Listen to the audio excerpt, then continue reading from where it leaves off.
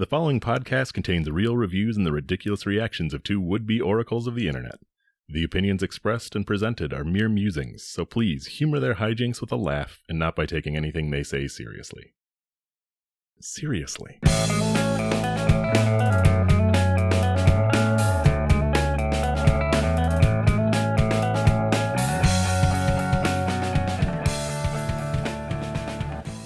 Hello and welcome to ReviewParty.com. I'm Brent. I'm Matt.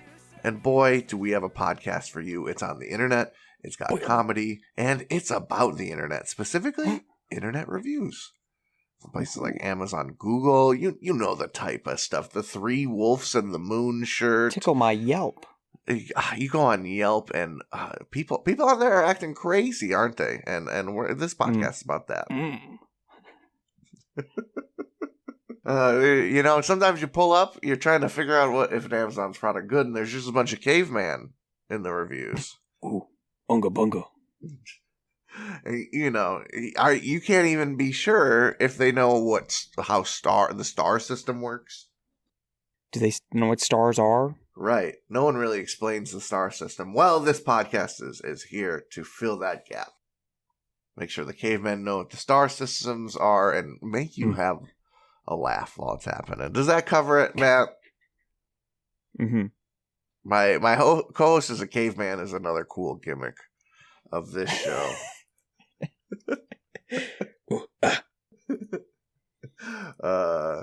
So yeah, the whole caveman thing wasn't really a bit. It's really real. Do you want to start, Mr. Caveman? Yeah, you know what? I'll start. Do we want some slightly unhinged Yelp?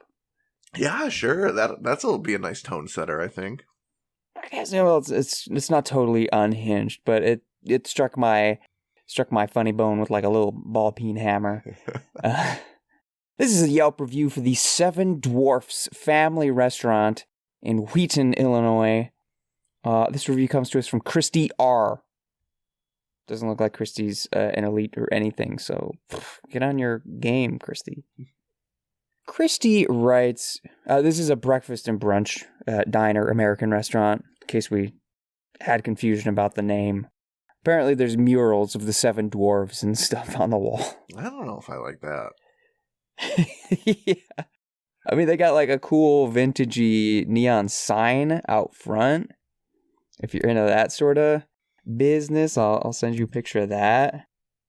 Made it look a little worse for wear, but I don't know if I trust this place. I got to hear this review. All right. Christy writes, very outdated, but they were following social distancing guidelines. I should mention this was from December 2020. Service from our waitress was good. The food was okay. The food I received for a side was not worth the swap from hash browns. See picture of fruit. Disappointing. Let me send a picture of the plate with fruit. That's important, according to Christy. She continues, we asked not to be charged for the watered-down OJ that came from a bottle, and the owner acted like I didn't even mention the OJ being horrible tasting. He still charged us for the OJ. As we were walking out, a customer said, I don't want that OJ. It is watered down. Hope they end up listening to the customers. I would not return here. 2 stars. For one, it's never worth it to switch from hash browns to fruit. In what world? Just add a side of fruit. It's going to be overpriced, but if you want it, just add it. If you want fruit so damn bad, yeah, I think putting it on the side is valid. Or just you go to this, I don't know. You can make this argument for anything served at a restaurant, but I'm not going to a restaurant for freaking fruit. I can definitely handle the fruit game just fine. My hash brown game, I don't know, it's coming out too crunchy, not crunchy enough sometimes. Right. That's a special art, a science that these people have years of experience in. And no, I can slice a cantaloupe just fine. Right.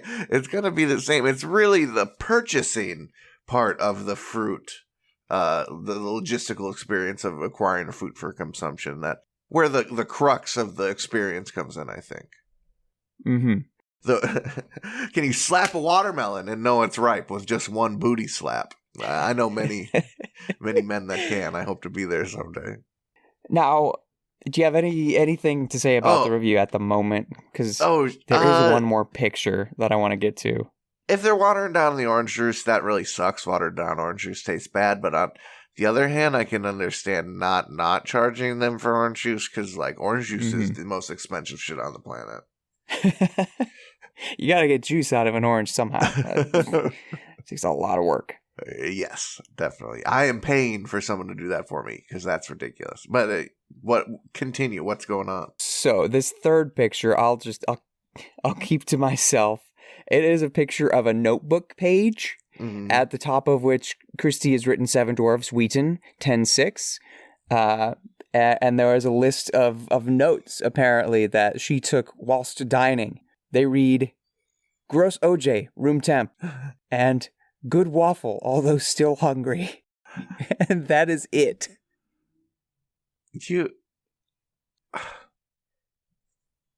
Food critics don't just take a picture of their notes and send it in. Sort of the whole point of a review is you take those notes and make them into a legible story.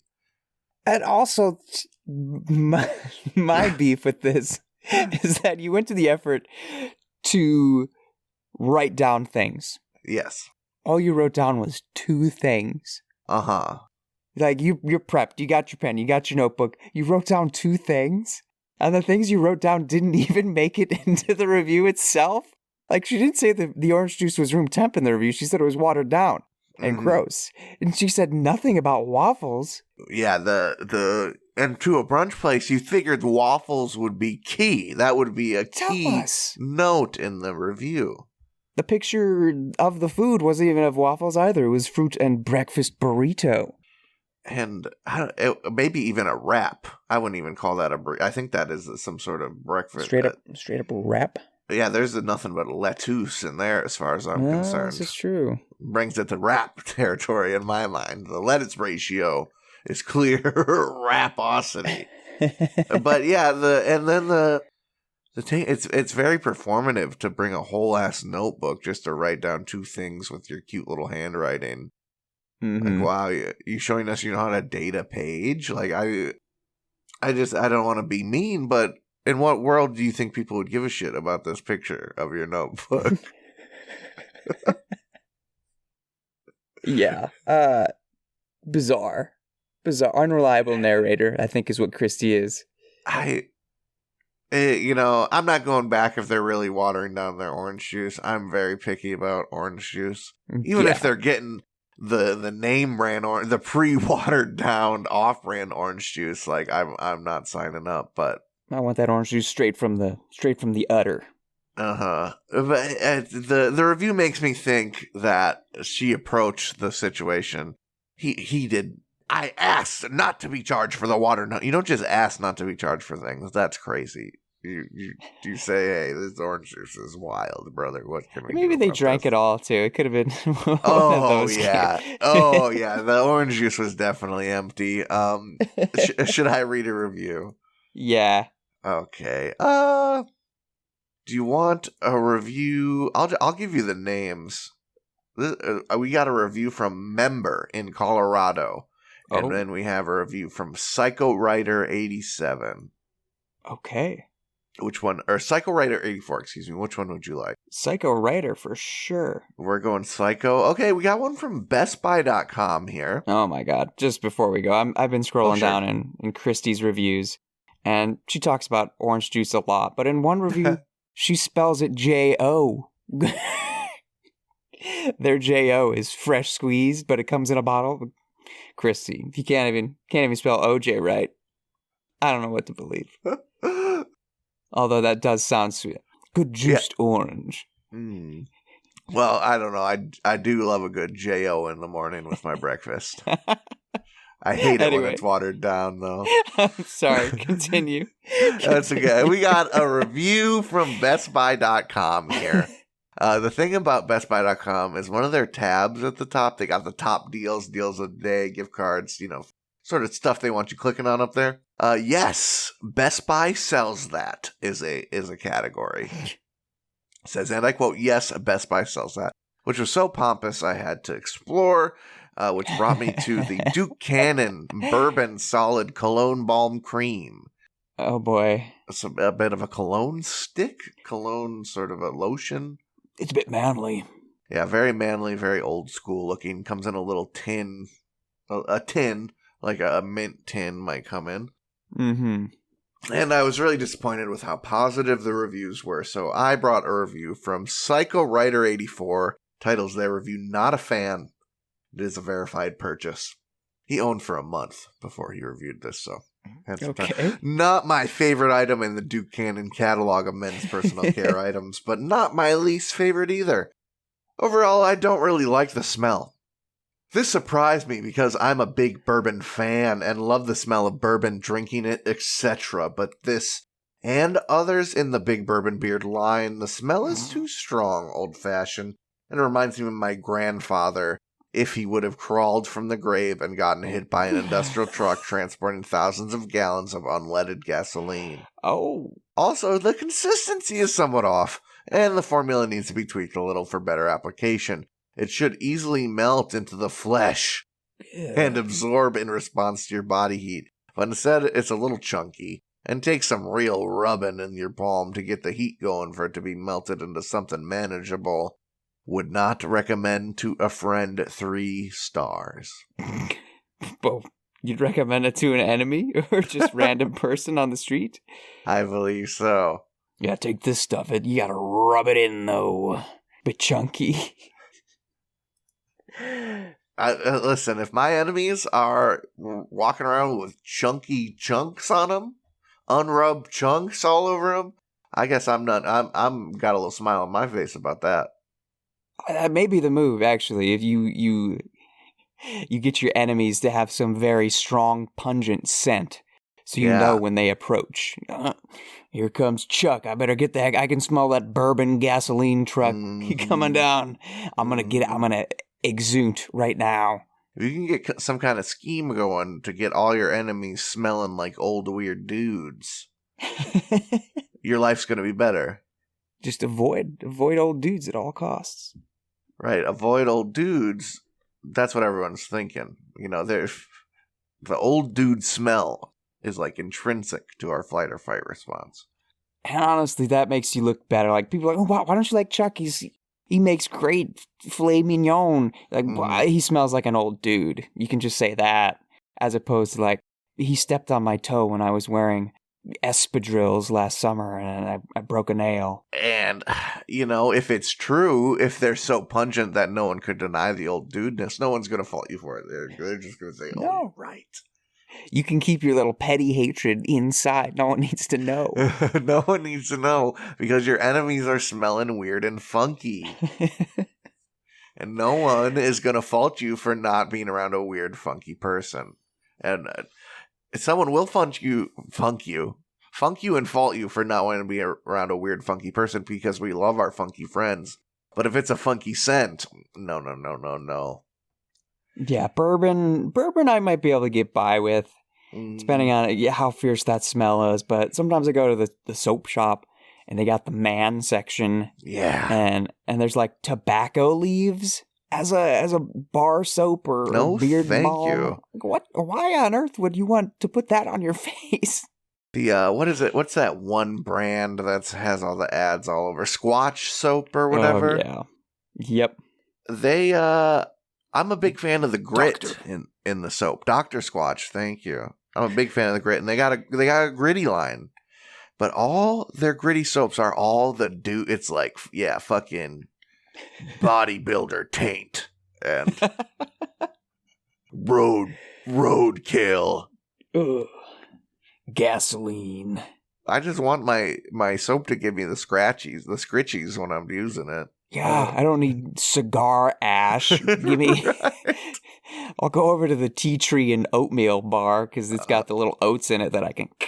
Ooh, little exfoliation. Their Star Wars line, the Dark Side soaps are heavy grit with a fruity scent, which was like a blessing. I bought like 6 of them stocked up. I just ran out. And you know, I don't want to just live my life using soap with Darth Maul's face on it, but it's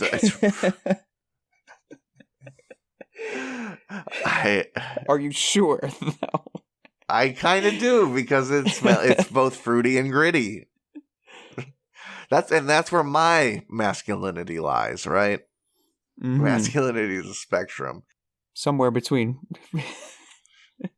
It's extremely gritty, which people think, oh, that's very masculine. But it's also a little fruity, which makes you think, ooh, it's a little welcoming, isn't it? Yeah. It's enticing. Right. And so not only if I was smelling like a weird, bourbon, I like just like artificial grape flavor. I like the artificial bourbon better than the actual bourbon.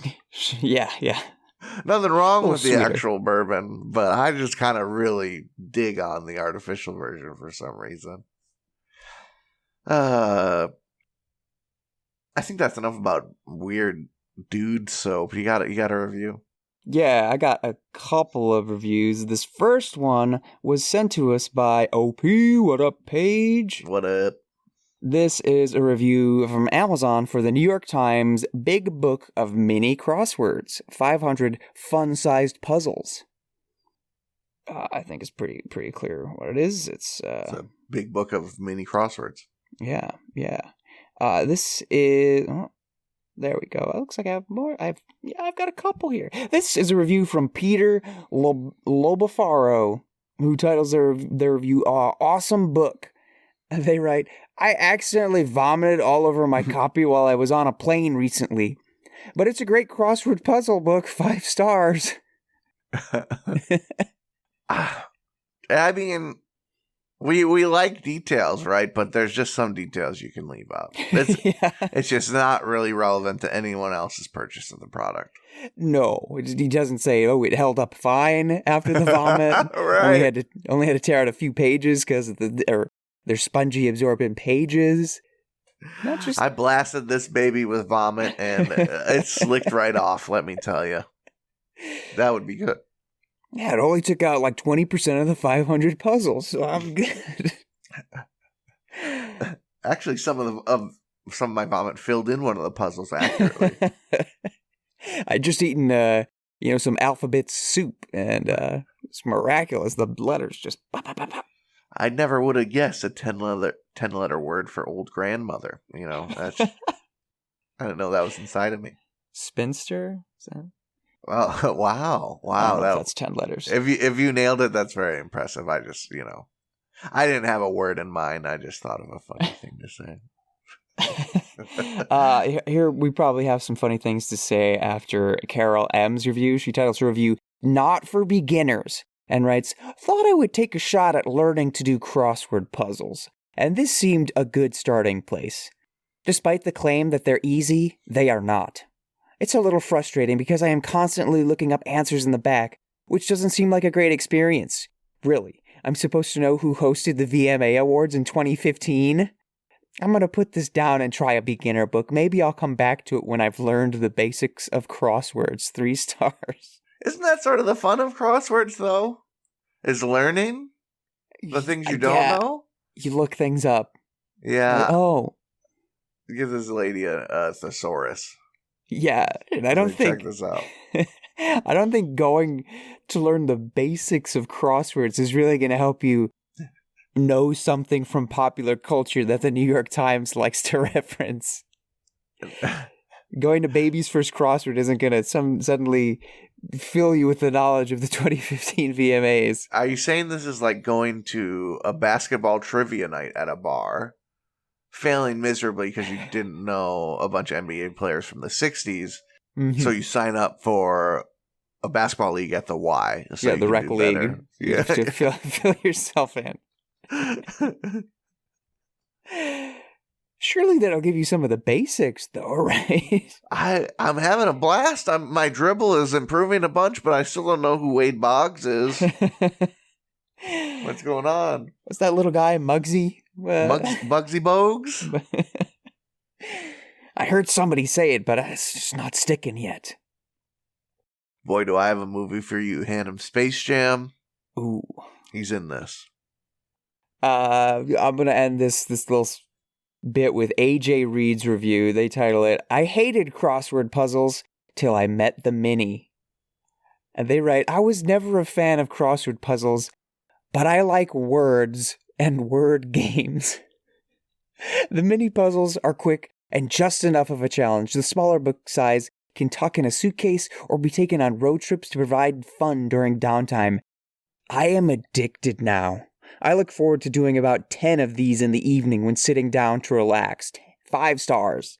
Bro's got a different idea of relaxing than I do. This sounds. I'm gonna put on a few episodes of Frasier and do 10 crosswords. Am I weird that to rest I just like to lay down and close my eyes? That's how I like to unwind? I think that's what suits you. AJ is just a different type of beast. Yeah.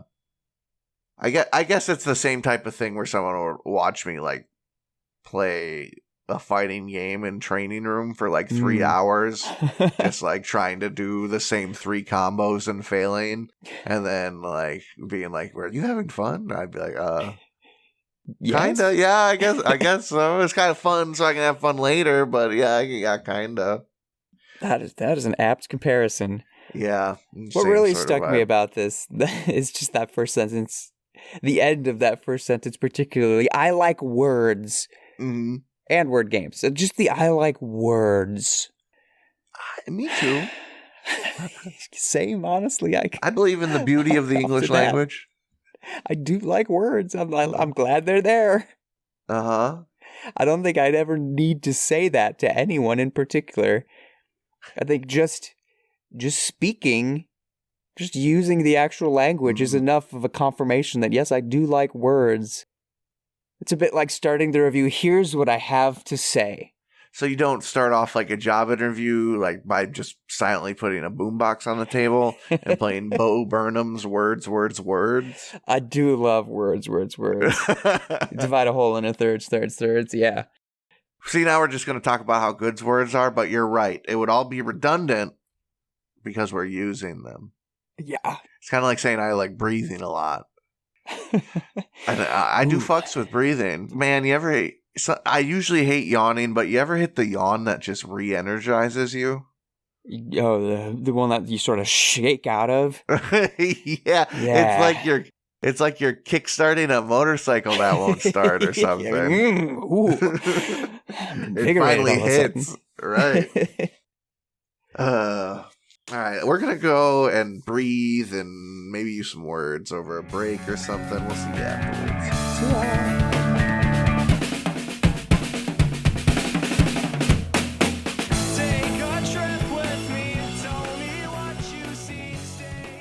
Hey everybody, thank you for listening to our lovely little podcast. If you'd like to go above and beyond in supporting our show, or have the most fabulous conversation starter since sliced bread, go to reviewparty.com. Click on shop and explore some fabulous t-shirt designs. Where's your favorite place to wear a t-shirt? On my body.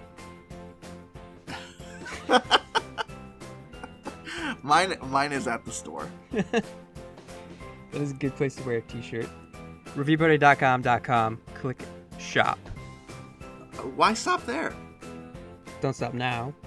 Don't stop me now, because I'm buying a t-shirt. I'm buying a shirt. Ladies and gentlemen, welcome to the second half of the episode, and welcome to Upon Further Review. The classic. The initial, the alpha and omega segment. It's the segment where we look at things we thought we knew and we figure out how little we knew about it, because we're just cute little dum-dums. We're little, what are they called? Weeble wobbles. You knock us over, but we don't fall down. Yeah, we look at things like, the slinky was invented as a military instrument, and silly putty was invented as a military instrument, and there's so many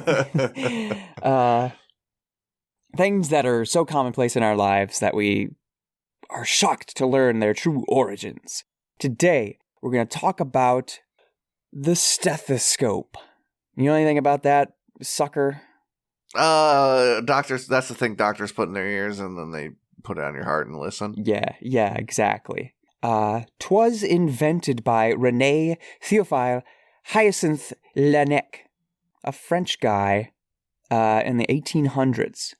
But before we get to that actual invention, let's get a bit of background on this bro. René was born in Brittany, France. He was born at Quimper, whatever that is. It's like whimper, but with a Q. Quimper. I love that. But born at the Quimper. Yeah, it just is very European, isn't it? The Quimper in Brittany, France, on February 17th, 1871. He was 5 years old when his mother succumbed to tuberculosis. I wouldn't give this much background on his life, but I just love this next sentence. His father, a lawyer, was unable to care for him, and thus he went to live with his grand uncle. The dad's like, I'm a lawyer. I can't be bothered to care with a child. Yeah, it's crazy to think that, like, the standards we hold people today, just as humans, what values we make sure they have. For example, you got to take care of your kids. How much we think of that as some, like, old moral good, but really, things were not good. People were not giving a shit. Yeah. I don't think people give a shit today, but I don't think it was any better. That's some anime protagonist shit. Yeah, so he goes to live with his grand uncle, and apparently was a sickly child. He suffered from lassitude, which is a sick word. I Google it, and it says a state of physical or mental weariness, lack of energy, and honestly, same sometimes. As well as pyrexia, which is raised body temperature or fever, and I guess same sometimes. Sometimes I'm pyrexing out. But since his great uncle was a cool man, he got some good schooling, some Greek and some Latin, and he went to his great uncle was a cool dude, but his just regular uncle was a doctor at a medicine university, and he got some good doctor educating. It wasn't just like nepotism. Apparently he was good at his stuff, and they said we have to get this guy learning doctorisms. He's doing good doctor stuff. I don't need to go too much into this, so I'll go back to the top of the page where our exciting stuff comes in. In September 1816, during a cool morning, while walking in the courtyard of the Louvre Palace in Paris, René, at 35 years old at the time, observed two children sending signals to each other using a long piece of solid wood and a pin. With an ear to one end, the child received an amplified sound of the pin scratching the opposite end of the wood. I think sort of the same concept of two cups on a string. Yeah. You've got something channeling Morse the sound. code style. Yeah. Later that year, Laennec was called to a young woman with, quote, general symptoms of a diseased heart. I suppose I should have said that with a French accent. General symptoms of a diseased heart. Both application of his hand to the chest and percussion offered little diagnostic assistance, which is great to think about and picture. Like, doctor, I have a diseased heart. What can you do? And he just sort of touches the chest and then taps your chest. I don't know. Seems all right to me. I don't know so far. First two tricks are I'm batting zero. Laennec was reluctant to start immediate auscultation, aka placing the doctor's ear on the patient's chest, because of the age, sex, and plumpness of the patient. Listen, you can't be putting your ears to everyone's chest, because some people, men, women, got big old fat titties, all right? And you can't just be putting your ears on people's big old fat titties all the time. Yeah. Continuing. In this moment of embarrassment, Laennec recalled his observation of the children's woodborne signaling. It was this observation that inspired Laennec's invention of the stethoscope. He described the invention as follows, translated from French by John Forbes. I recalled a well-known acoustic phenomenon. if you place your ear against one end of a wood beam, the scratch of a pin at the other end is distinctly audible.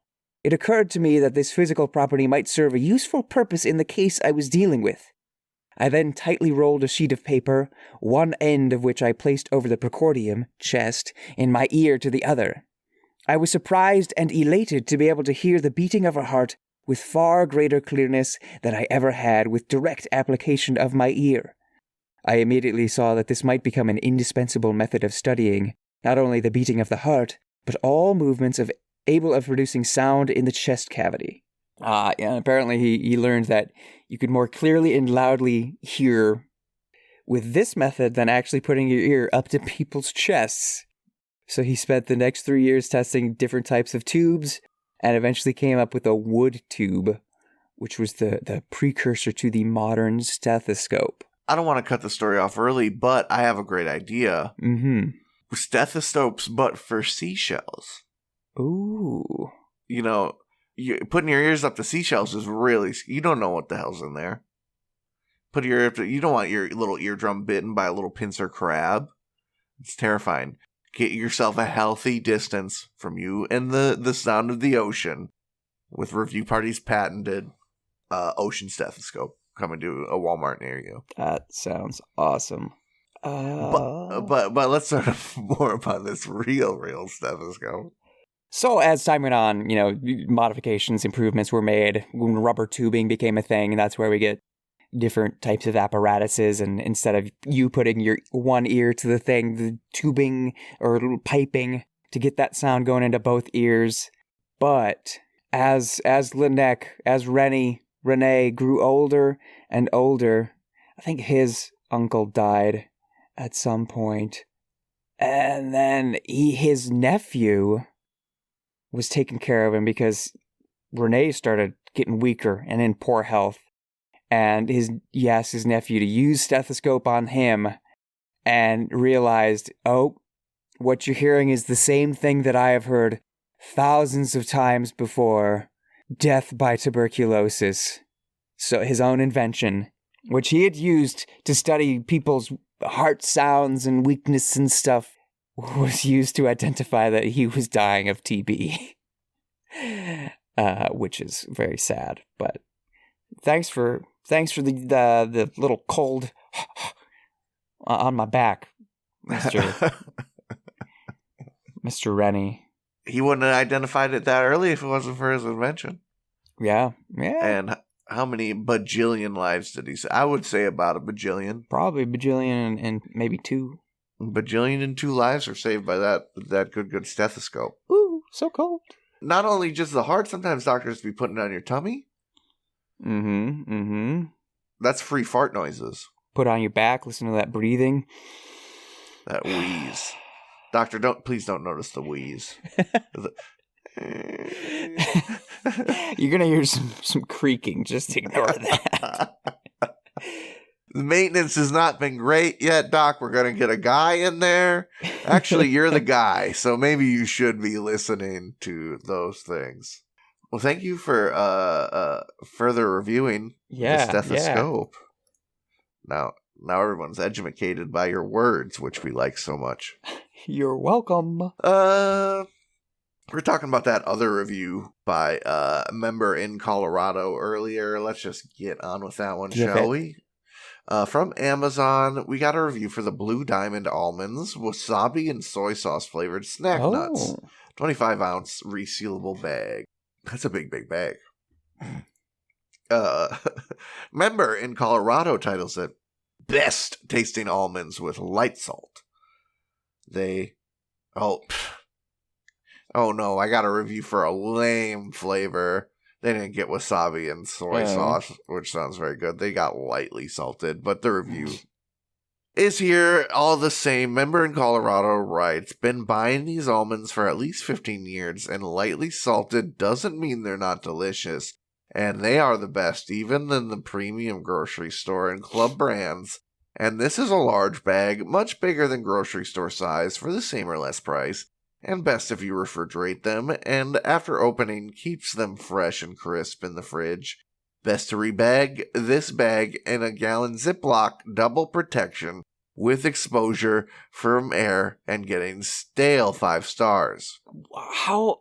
I don't want to work for my almonds. Thank you. I'm not in the employ of almond freshness. I just, the things that live in the pantry are going to start to get stale the longer they're there. I understand this. Just putting the almonds in the fridge, I would feel neurotic, because at that level. Maybe the lightly salted, that's okay. Sure. I don't know. I'm thinking like raw almonds, sure, if they're not baked or fried or whatever you do to crunch and crisp up your almonds. I could see some raw almonds in the fridge being good because they're going to be a little softer in texture. And I understand 25 ounces is a lot. Maybe that's the idea.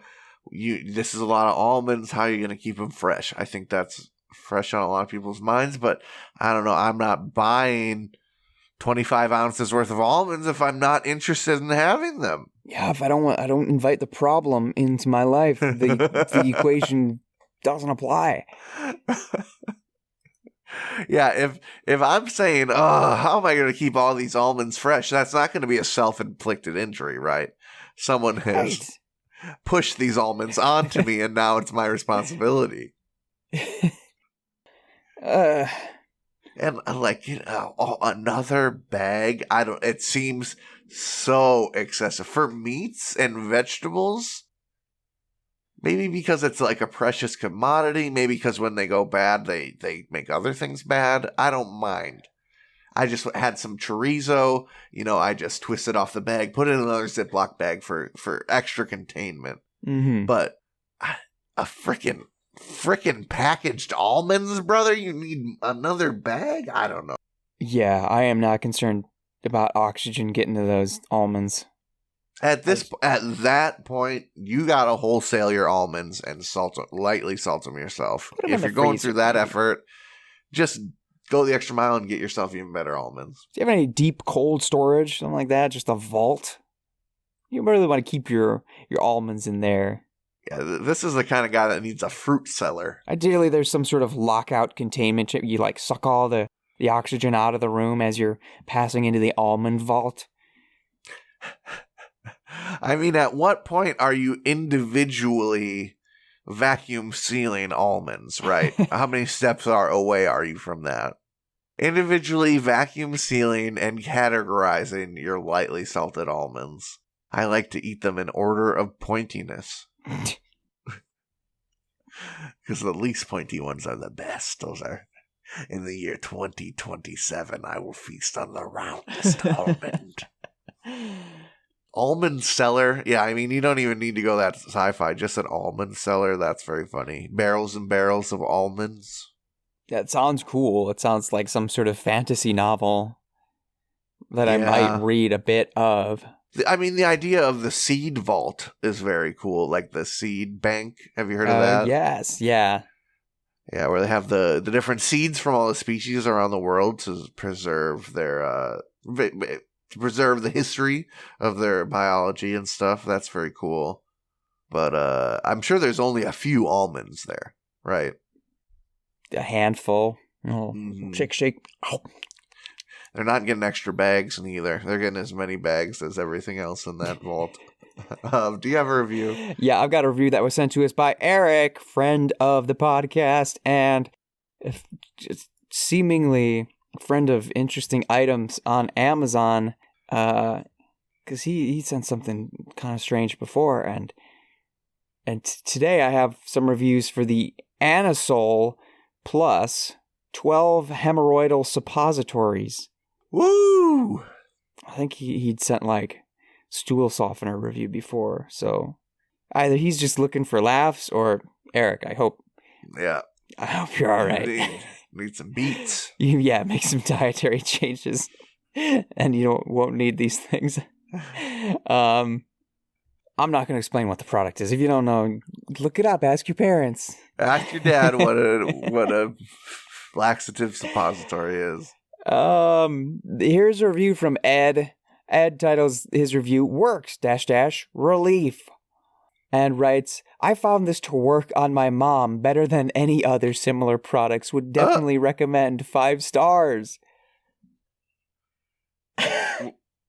We're hoping this it summons imagery of this man shoving something up his mom's ass. We have to put that out there. Summons is summon as if a demon. Right. It commands that you have that image in a terrible sort of way, but let's hope that these are reported results. He's but the messenger. He's Johnny Amazon. He ordered them, and now he's leaving the review. But apart from that, he's the application of these things, the employment. He's hands off. Yes, we can hope. But I think the unsettling thing is not only is there sort of the implication that he applied it, but he also is the one who somehow understands the results. That he is getting those results firsthand. He's really in there. He's listening with a stethoscope at the door. Don't put your stethoscope on your mom's hemorrhoid, because what if it talks to you? What if you hear a voice?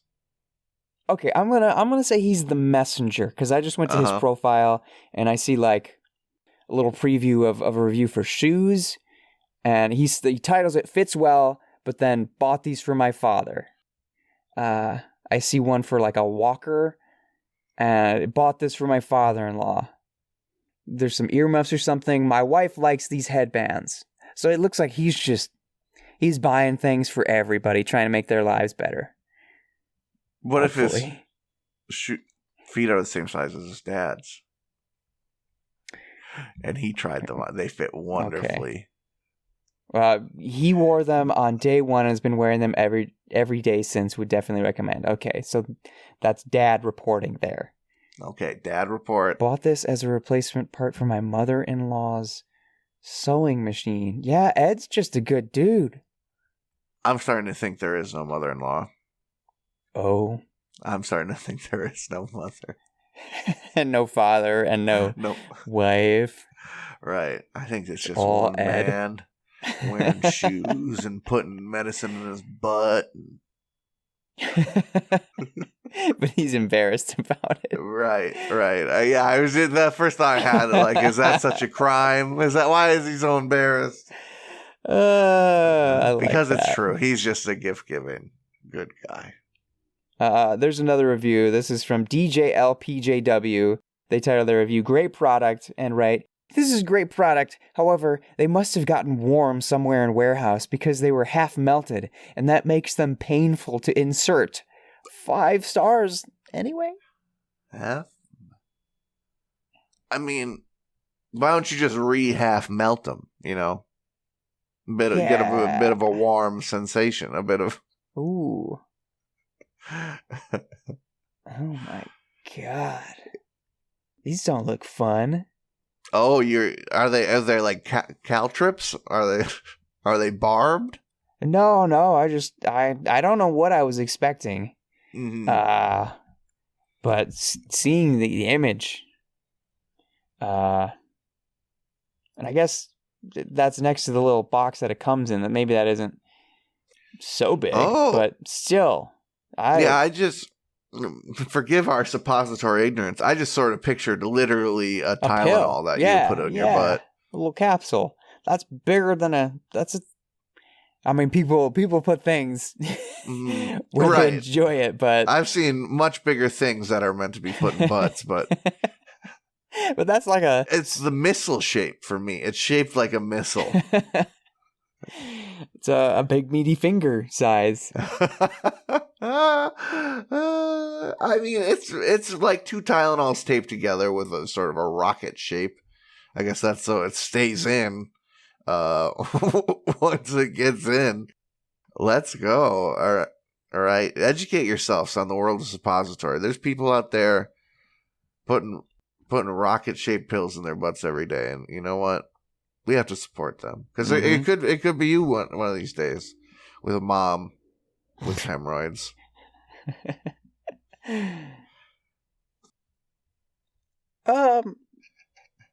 I would need some sort of pistol applicator. You know what I mean? Oh, sure.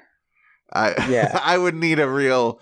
It wouldn't be a moment I could dwell on. I don't think it would need to be done in an instant. Yeah, sort of like the a same Band-Aid. something that's used on farm animals. Just treat me like a farm animal.